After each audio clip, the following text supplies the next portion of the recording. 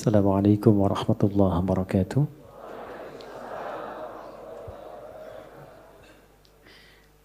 Alhamdulillahi rabbil alamin. Wassalatu wassalamu ala rasulillahil karim. Nabiyyina Muhammadin al-amin wa ala alihi wa sahbihi ajma'in. Wa ba'd. Fa ya ibadallah, usi nafsi wa iyyakum bitaqwallahi faqad fazal muttaqun. فلا تموتن إلا وأنتم مسلمون فقال تعالى يا أيها الذين آمنوا اتقوا الله حق تقاته ولا تموتن إلا وأنتم مسلمون. Jemaah sekalian, alhamdulillah kita masih diberikan kesempatan dan kemampuan oleh Allah Subhanahu wa taala untuk mengisi hari-hari kehidupan kita sampai dengan waktu duha ini. Di hari Ahad, semoga Allah Subhanahu wa taala memberkahi kehidupan kita dan aktivitas kita sampai dengan di pagi hari ini. Memohon doa itu begitu penting. Dan bagi insan beriman itu tak putus dengan doa. Jadi ciri insan beriman itu setiap aktivitas kegiatannya akan selalu lekat dengan doa. Karena doa itu nanti punya dua fungsi utama. Yang pertama, senantiasa melekatkan kita agar terhubung dengan Allah di setiap kegiatan. Dengan keterhubungan itu, nanti ada dua feedback yang didapatkan. Pertama adalah perhatian Allah kepada seluruh aktivitas yang kita kerjakan. Karena itu menjadi fitrah manusia, apapun yang dikerjakan bila menemukan kesulitan. Nah ini, biasanya berdoa kan ya. Mau ujian berdoa ya. Bapak mau tes jabatan berdoa. Ibu masukkan anak sekolah berdoa ya. Nah ciri beriman itu tidak nunggu ada masalah baru doa. Kalau itu biasanya cirinya fitrah manusia. Manusia itu begitu sulit minta. Sudah dikasih mudah, lupa. Akhirnya, dan kalau sudah lupa, salah. Kalau salah, gak pengen dihukum. Makanya Allah Maha tahu tuh, doanya Rabbana la tu'akhidna in nasina au. Ya Allah, kalau kami lupa atau salah, jangan dihukum. Ya kan? Nah, untuk mencegah supaya gak lupa dan salah, berusaha terkoneksi dengan Allah. Karena itu, semua kegiatan kita, itu seluruhnya bersanding dengan doa. Tidak ada satupun kegiatan yang tidak ada doanya. Silahkan dicek. Dan itu cuma di Islam. Cuma di Islam. Yang doanya bukan direka-reka ya. Tapi memang betul diberi petunjuk sesuai dengan konteks. Karena itu doanya itu selalu senafas dan selaras dengan kegiatan. Coba antara bangun tidur dengan akan tidur. Sama enggak doanya? Beda kan ya? Padahal aktivitasnya terkait tidur. Yang satu bangun, yang satu tidur, akan tidur. Tapi doanya beda. Dan itu doanya bisa serupa, nggak dikarang-karang. Jadi baik yang di Arab, di tanah suci, ataupun di sini, di tanah kusir, doanya sama. Ya kan? Sama kan ya? Baik ya, mau di Chicago, di Amerika, di Chicago, di Bandung, sama. Ya kan? Di Singapura, di Singaparna, di Tasik, sama. Dan semua ada doanya. Ini ingin memberikan kesan bahwa satu, agama ini agama yang benar. Ya, kalau reka-reka manusia, setiap manusia pasti punya versinya sendiri. Pasti itu. Dan bahasanya mungkin bisa masing-masing. Yang Padang pakai bahasa Padang, yang Betawi pakai bahasa Betawi. Tapi kok bisa semua doanya itu semua sama. Dan yang kedua dahsyatnya, itu sumbernya pun bisa diteliti dan menuju pada sosok yang sama, yaitu dari Rasulullah Sallallahu Alaihi Wasallam. Semuanya tersambung. Ini menunjukkan bahwa agama ini benar, Rasulnya benar, kemudian pedomannya pun benar.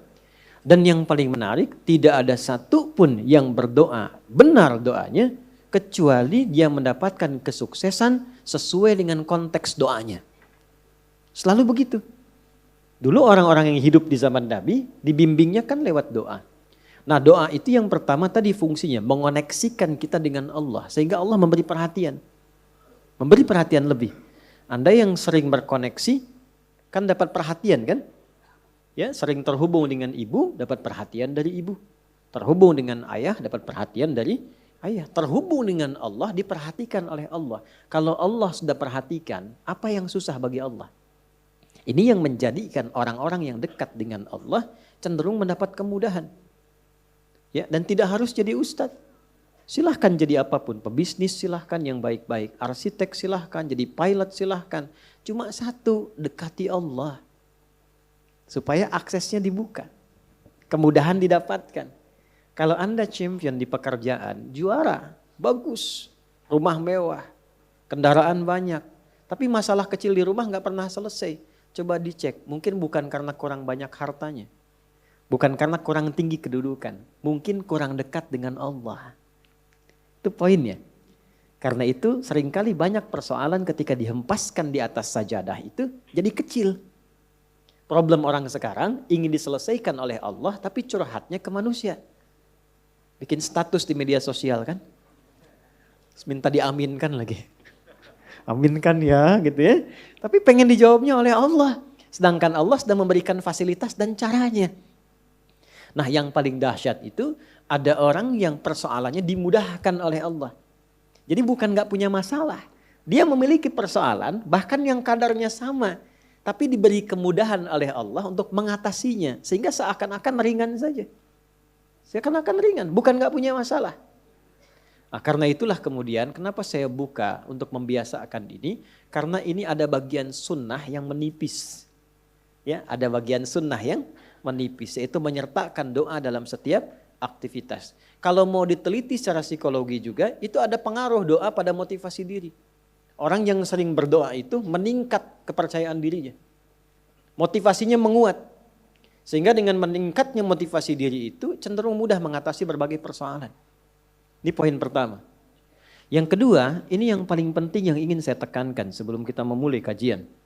Bapak Ibu sekalian, di dalam Islam, doa itu bukan sekedar mengoneksikan diri dengan Allah Sang Khalik, tapi juga mengandung pedoman. Sekali lagi, mengandung pedoman dari aktivitas yang akan kita kerjakan. Itulah yang menyebabkan semua doa sesuai dengan konteks. Lafadznya bisa beda-beda. Dan kalau kita teliti, ini pentingnya pemahaman. Semua isi doa itu isinya pedoman menjalani aktivitasnya. Ya, saya beri contoh begini misalnya. Tadi teman-teman kan masuk masjid ya. Doanya apa? Allahumma ftahli abwaba rahmatik. Nanti keluar doanya apa? Allahumma inni as'aluka min fadlik. Coba lihat, kenapa doa masuk dengan keluar beda? Dan kakinya kenapa beda? Masuk kaki, keluar kaki kiri. Ya, doanya lain kan? Coba. Allahumma ftahli abwaba rahmatik. Kita terjemahkan ya. Jangan-jangan dibaca tapi nggak tahu artinya. Ya, atau dibaca tahu arti nggak tahu maksudnya. Karena ini terkait pedoman. Ya, Allahumma, ya Allah. Itu bahasa halus dari kata ya Allah itu Allahumma. Ya Allah itu sudah bahasa Arab. Ya dengan Allah. Ya Allah itu bahasa Arab. Ya. Dan itu sudah menjadi fitrah manusia. Ya, bahkan jangankan masuk masjid, kepleset aja ya Allah, ya Allah. Ya. Lihat mendung ya Allah kan, ya Allah mendung. Ya kan? Lihat hujan, ya Allah hujan. Ya kan? Itu selalu itu fitrah manusia karena sejatinya manusia itu nggak bisa lepas dari Tuhannya. Ya kan? Nah, kalau kita ingin memohon dengan menghaluskan kata itu, maka ganti katanya dengan Allahumma. Ya, jadi ya Allah kalau digabungkan jadi bentuk halus, apa namanya? Allahumma. Jadi kalau Allahumma itu bentuknya merendah. Tawadhu. Jelas ya? Dia merendah sifatnya. Jadi kalau sudah menyebut Allahumma, kita merendahkan diri kita. Memohon dengan kelembutan.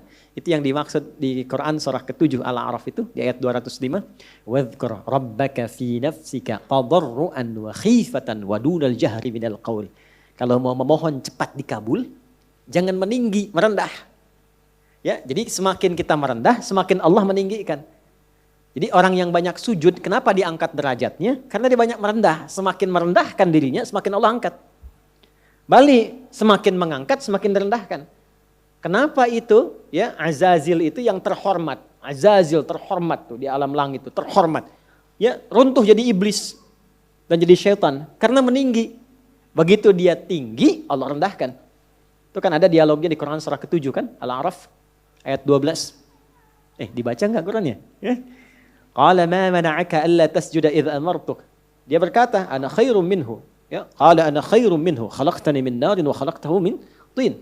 Allah menyampaikan, kenapa engkau tidak mau hormat kepada Adam ketika aku perintahkan? Bukan masalah sujudnya.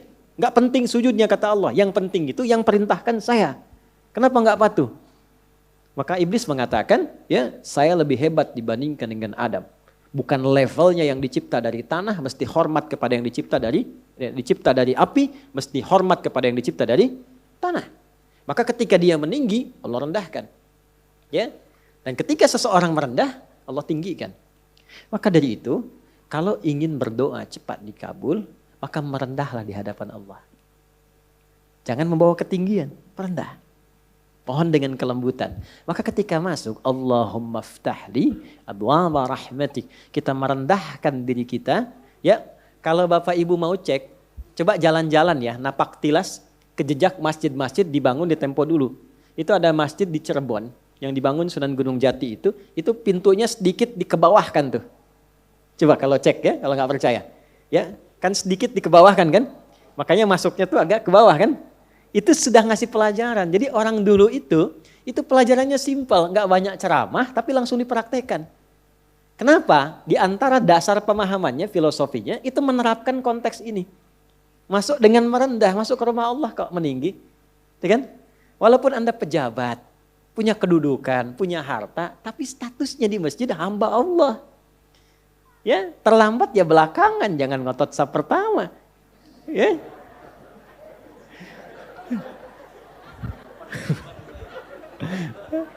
Kalau ini udah duluan tadi, udah nyambut nih. Sama. Apalagi imam di kantor. Ya, di kantor boleh jadi imam, jadi direktur. Tapi jabatan di kantor jangan samakan dengan di masjid. Babnya ada lagi. Ya. Dulu saya baru datang dari Tripoli itu, masuk pesantren, ada pejabat-pejabat itu yang tinggal pengen jadi imam. Karena merasa imam di kantor harus di masjid. Saya bilang bagus itu. Bagus.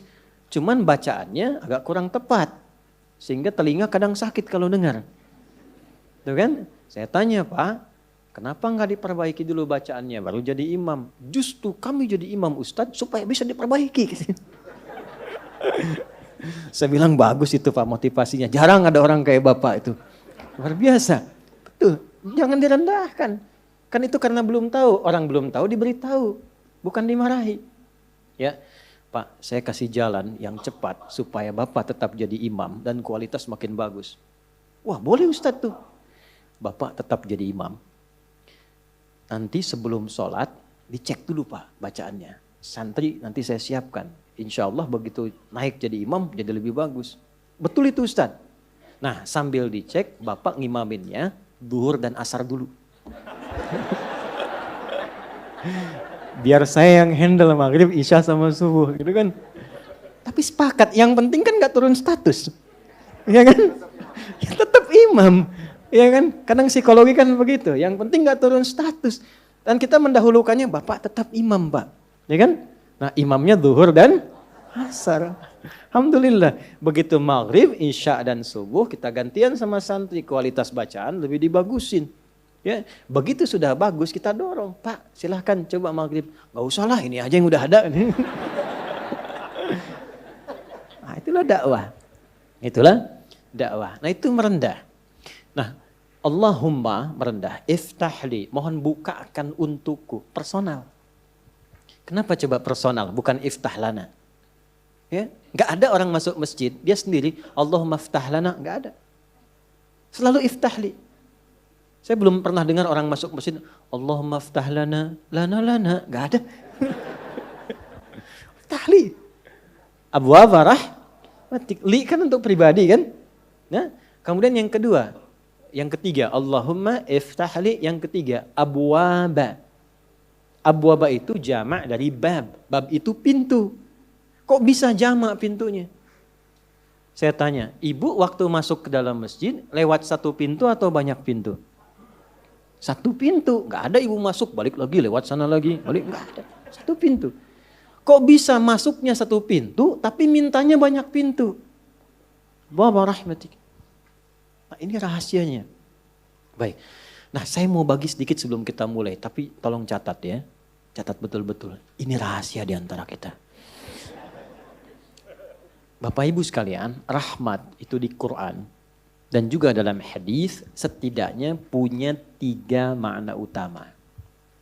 Ada 3 makna. 1, solusi dari berbagai macam persoalan hidup. Saya ulang, solusi dari berbagai macam persoalan hidup. Itu diantaranya ditemukan di Quran surah kedua Al-Baqarah di ayat 157. Nah, munculnya ayat 157 ini ada keterkaitan dengan 155 dan 156. Persoalannya di 155, sabarnya 156, solusinya 157. 155 wala nabluwannakum bisyai'im minal khauf wal ju' wa naqsim minal amwal wal anfus wath thamarat wa basyiris sabirin. Sabarnya 156, alladzina idza asabathum musibah qalu inna lillahi wa inna ilaihi raji'un. Ayat 157-nya, ulaika alaihim salawatum mir rabbihim wa rahmah wa ulaika humul muhtadun. Itu ya. Baik. Rahmat yang pertama, solusi dari berbagai macam persoalan kehidupan. Baik kegelisahan. Jangan dikira yang hadir di sini tenang semua. Ini walaupun wajahnya kelihatan senyum-senyum, hatinya ada yang gundah. Ada yang baru ditolak saat mau lamaran, mungkin kan? Lamar kerja maksudnya. Ya? Ada yang mungkin sedang kesulitan di rumah tangga, pengen dapat ketenangan, khauf. Gak bisa dihindari. Tadi aja kan udah lihat-lihat jam nih, Ustaz datang enggak gitu kan? Padahal saya secepat mungkin bisa ke sini tuh. Ya enggak singgah di rumah, cuman ke kantor ganti pakaian langsung ke sini. Hampir enggak tidur saya semalam itu. Alhamdulillah. Ya, tapi kan yang khawatir Anda. Wal ju' kan ada yang lapar. Awal-awal dari subuh ke sini sarapan aja belum kan? Lihat-lihat yang jualan enggak depan kan? Itu gak apa-apa. Wa naqsim minal amwal. Ada yang mungkin baru kena musibah di kantor. Proyek misalnya, ada yang gak lulus. Ada utang belum dilunasi, cicilan masih nyari solusi. Ada yang demikian. Wal anfus, ada yang sakit, mungkin kerabatnya datang supaya cari wasilah. Allah kabulkan doanya. Ada yang ngejar ustadz supaya minta didoakan. Ada. Wat thamarat. Itu kalau buka mushaf diartikan buah-buahan. Itu sebetulnya bahasa kiasan, cara bacanya, memahaminya dengan balaghah. Kalau baca terjemah nanti kurang nyambung. Kalau buah-buahan berarti yang diuji cuma tukang buah. Tukang sayur tidak. Ya. Itu cara bacanya pakai ilmu balaghah, pakai majaz. Maksudnya apa? Kalau buah itu kan didapatkan, dipanen saat mulai pertama kali merawat benih kan? Nanam, dijaga dari hama. Tiba-tiba besoknya mau dipanen, malam-malam diambil orang. Antum yang ikut tender, kualifikasi antum yang jelas. Tapi pengumuman orang lain yang ngambil. Itu maksudnya. Ada orang-orang yang kehilangan sesuatu setelah dia berusaha keras mendapatinya. Harusnya dia kok yang dapat orang. Saya mau tanya pada Anda. Biasanya kalau situasi begitu pelariannya kemana? Tuh. Ya, cari yang paling kuat kan doa itu kan yang bisa memberi solusi kan. Doa itu kan minta. Nggak mungkin minta pada yang diduga nggak bisa ngasih. Dan puncak pemberian itu pada Sang Maha Pemberi, yaitu Allah, Wahhab, pemberi tanpa batas. Nah Allah memberikan tempat-tempat spesial yang kalau minta hati lebih khusyuk. Beda antara minta di kendaraan di rumah dengan di tempat ini. Tempatnya lebih tenang, saat masuk saja suaranya sudah lain, aura sudah beda. Apa nama tempatnya? Masjid. Makanya Bapak Ibu masuk masjid ini rasanya sudah lain. Dengan rumah sendiri tenang mana dengan masuk masjid? Masjid. Masuk rumah semewah-mewahnya, tenangnya nggak sama dengan masuk masjid.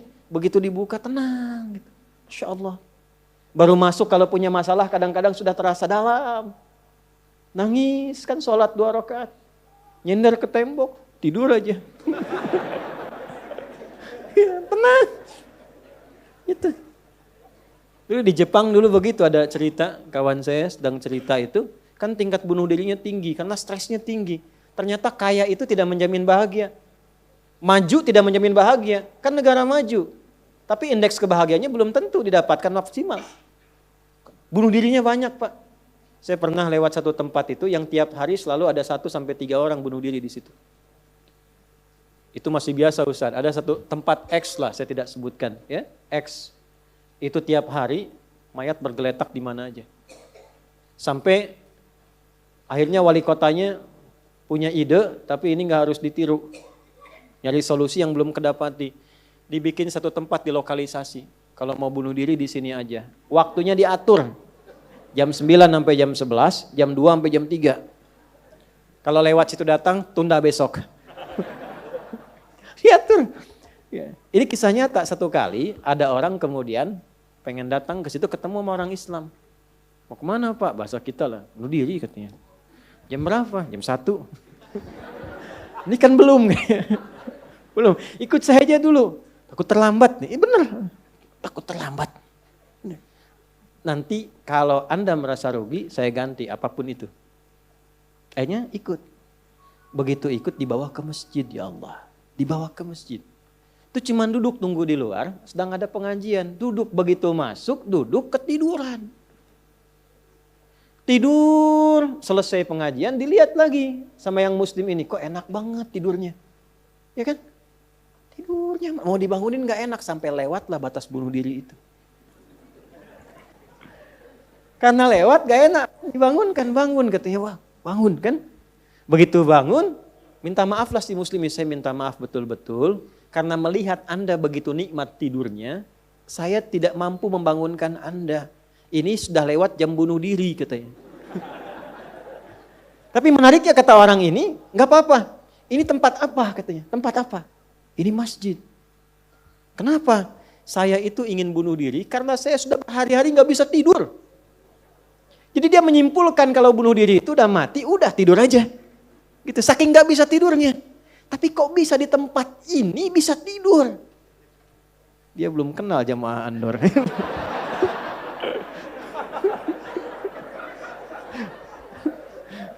Tidur. Maka diperkenalkanlah dengan masjid. Masjid. Masuk Islam, Pak. Syahadu an la ilaha illallah, syahadu anna Muhammad Rasulullah. Itu cuman numpang istirahat samping masjid, masuk Islam. Asbabnya tidur. Tuh. Orang ketiduran masuk Islam. Habis masuk Islam jadi rajin. Ada orang sudah muslim. Masuk masjid banyak tidurnya. Ya. Ayo bangun, bangun. Ya. Baik, itu satu. Jadi ternyata kenapa yang pertama rahmat? Karena Allah tuh maha tahu. Gak ada di antara hidup kita yang gak punya masalah. Pasti punya persoalan. Kalau sedang ditimpa persoalan, diuji, sabar dulu. Kata Allah, terima dulu. Karena hakikat dari ujian itu untuk meningkatkan kualitas hidup. Dan gak mungkin diuji kalau gak mampu. Gak mungkin. Kaidahnya kan jelas. La yukallifullahu nafsan illa. Jadi kalau ada ibu sedang diuji masalah sekarang begitu berat. Memang yang mampu cuma ibu, Bu. Saya gak mampu. Karena saya gak mampu, saya gak diuji. Maka berbahagialah ketika Allah lebih memilih ibu dibandingkan dengan saya. Sabar dulu. Dan hikmahnya apa? Ada nanti sesuatu yang besar di depan, yang butuh kesabaran lebih. Kalau yang sekarang gak lulus, ke depan itu sulit untuk dihadapi. Karena itulah ditingkatkan kualitas terima dulu, tapi kan gak usah lama-lama. Ya kan? Allah maha tahu itu, jangan lama-lama, terima dulu, datanglah kemudian mohon solusi. Kemana datangnya? Masjid. Maka dari itulah ketika masuk, Anda mengatakan, Allahumma ftah li abwaba rahmatik. Di antara itu minta solusi. Makanya ketika masuk merendah, sholat 2 rakaat, begitu sholat, mintalah sesuai kebutuhan Anda yang dirasakan pada saat itu. Itu fikihnya. Nah kalau nggak tahu fikihnya, nanti itu nggak kepake, sayang, peluang hilang. Padahal mungkin itu cara Allah untuk bisa mengabulkan apa yang kita mohon. Jelas? 1. 2, itu ampunan dari dosa yang sudah berlebih. Namanya israf. Quran surah ke-39 Az-Zumar di ayat ke-53. Qul ya ibadiyalladzina asrafu ala anfusihim la taqnatu mir rahmatillah. Innallaha yaghfirudz dzunuba jami'a. Duhai hambaku, tuh masih disebut hamba. Siapa di antara kita di sini yang merasa tidak punya dosa? Boleh angkat tangan. Boleh, silakan. Saya selesai pulang. Pasti setiap kita merasa itu. Dan tidak sedikit orang-orang yang ingin taubat itu mencari tempat. Nah, tidak ada tempat yang paling ideal kecuali ke masjid. Kalaupun gak ada orang, gak apa-apa. Datang, masuk. Masuk, Pak. Mungkin yang menghambat rezeki itu dosa. Yang menghambat perbuatan belum bisa jadi baik, dosa. Ya, mohon maaf, dengan berbagai jenisnya. Dengan berbagai jenisnya. Maka yang terbaik apa? Datang ke masjid. Datang ke masjid. Ya. Ini kisah nyata di masa lalu. Makanya sering baca tuh yang baik-baik lah, kisah salafus saleh, orang-orang saleh di masa lalu. Ada seorang hamba rajin salatnya. Ini sahih riwayatnya, sahih. Rajin salat. Tapi yang menarik tertuliskan, ya, ketika malaikat itu mendapat informasi, di aras tertuliskan. Ini termasuk bagian dari ahli neraka. Tapi salat. Perhatikan. Ini nanti terkait juga dengan hadis, kalau Anda baca Al-Arba'in, nomor hadis yang keempat itu. Ya, terkait dengan bab takdir. Bagaimana kemudian ikhtiar seorang hamba itu, ya, menjadikan ia berubah dari salah menjadi soleh. Dan sangat dicintai oleh Allah. Oke? Maka apa yang terjadi? Bapak Ibu sekalian, tiba kemudian, si malaikat itu, ini kisah sahih yang sampai, lalu menyampaikan, kasihan pada orang ini, kok kelihatannya ibadah tapi tertulis ahli neraka. Maka disampaikan dengan cara yang Allahu a'lam, apakah menyamar atau bagaimana, tuliskan. Kamu kok terus-terusan sholat? Padahal belum tentu baik di mata Allah. Belum tentu menjadi bagian ahli surga. Perhatikan jawabannya.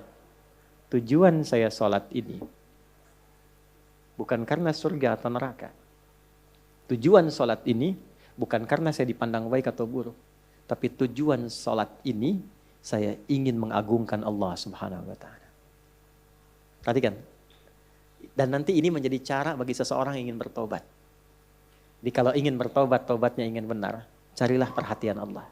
Yang penting ridha Allah. Terus saja tobat. Tobat sampai merasakan kenikmatan tersambung dengan Allah. Itu maksudnya. Jadi begitu keluar kalimat itu yang mengguncang arasy. Itu yang dijadikan oleh Allah pelajaran. Bahkan pada alam malaikat untuk mengenal bagaimana rahmat Allah itu diberikan. Mudah bagi Allah membuka, merubah, memutar, mudah. Tapi Allah ingin memberikan pelajaran bahkan di alam malaikat bagaimana kasih Allah diberikan. Begitu kalimat itu muncul, apa yang terjadi? Maka berubahlah di arasy namanya menjadi ahli surga. Ini riwayat sahih. Berubah menjadi apa? Ahli surga. Padahal Allah tuh maha mengetahui, gampang aja tinggal dirubah ahli surga, tidak. Tapi Allah ingin memberikan informasi bahkan di alam langit kepada para malaikat betapa tingginya rahmat Allah memberi kesempatan pada setiap hambanya untuk kembali kepada Allah dalam kebaikan. Dan itu disebut hamba. Disebut hamba. Karena itu Allah begitu mencintai ketika ada pelaku maksiat, dia pengen taubat, itu begitu dicintai. Dan statusnya naik lebih tinggi. Ini yang menyebabkan ayat ini turun. Qul ya ibadiyalladzina asrafu ala anfusihim. Ini yang menyebabkan itu menunjukkan rahmat Allah. Hai hambaku, betapa besar pun kau pernah berbuat dosa, sepanjang masih hidup belum tiba ajalmu, jangan pernah putus asa untuk mendapatkan rahmatku. Pakai rahmat. Rahmat di sini mencakup Rahman dan Rahimnya Allah Subhanahu wa taala. Karena itu kalau Anda pernah berbuat salah, kita, jangan malu untuk kembali. Kalaupun malu dilihat orang, Allah menyiapkan tempat yang tidak semua orang bisa ke situ. Datang ke masjid. Mohon, minta salat 2 rakaat. Minta kebaikan kepada Allah. Sampai hati mendapatkan ketenangan. Jelas di sini? Baik. Dan yang ketiga, ini yang paling juga banyak dimohonkan. Ya. 1, solusi. Yang kedua apa? Ampunan dari dosa yang begitu melimpah. Ya. Dan yang ketiga, rahmat yang ketiga, kasih sayang yang memudahkan jalan-jalan kehidupan. Dunia sampai akhirat. Yang ketiga. Semua kita pasti ingin mendapatkan kemudahan, kenyamanan. Bukan cuma dunia, sampai dengan akhirat. Kasih Allah yang memberikan kemudahan dunia disebut dengan Rahman. Kasih Allah yang memberikan kelapangan akhirat disebut dengan Rahim. Itu kita baca setiap hari. Bismillahirrahmanirrahim. Maka ketika masuk ke dalam masjid, mohonlah kepada Allah 1 dari 3 kemuliaan ini. Kalau ustadznya belum datang, itu manfaat besar. Boleh jadi banyak permohonan, ayo lekatkan di situ, optimalkan. Dan di situ mungkin peluang terbesar untuk mendapatkan apa yang kita inginkan. Jadi, begitu Bapak Ibu mendapatkan 1 dari 3 itu, keutamaan bukan? Keutamaan bukan? Hah? Istimewa tidak? Dalam bahasa Arab, sesuatu yang istimewa, sesuatu yang utama disebut fadlun namanya. Makanya Sulaiman alaihissalam ketika dipuji karena hebatnya, istimewanya, bisa menaklukkan awan, kan? Sebelum Songgoku dan Songgohan dengan awan kintonnya itu yang fiksi, Nabi Sulaiman tuh betul-betul nyata. Tapi ketika dipuji apa yang beliau katakan? Hadza min fadli rabbi, fadlun. Itulah sebabnya kalau bisa jangan dulu keluar sampai merasakan rahmat Allah ada dalam diri kita. Begitu keluar, Anda keluar dengan kaki kiri dengan mengatakan Allahumma inni as'aluka min fadli. Ya Allah, saya ke masjid seperti apa yang kau perintahkan, saya datang. Saya memohon seperti apa yang kau tunjukkan lewat Rasulmu, saya lakukan. Ya Allah, engkau minta ini, saya kerjakan. Engkau minta berdoa, saya doa. Kau minta alirkan air mata, aku alirkan. Maka mohon ya Allah, jangan biarkan aku keluar dari rumahmu ini, kecuali engkau kabulkan apa yang aku mohonkan, sesuai dengan janji yang engkau tetapkan sebagai kemuliaan darimu. Ya Allah, saya mohon kemuliaan darimu. Itu rahasianya, itulah doa. Nah, jadi kalau mau doa itu, jangan sekedar dibaca. Baca bagus, menjadi ibadah. Tapi yang paling penting, tahu isinya. Sehingga itu bisa merubah diri kita jadi lebih baik. Makanya beda rasanya. Antum kalau tahu makna segitu aja, itu Masya Allah dalam sekali. Keluar dari sini sudah beda rasanya. Dan yang paling penting, ini baru muqaddimah.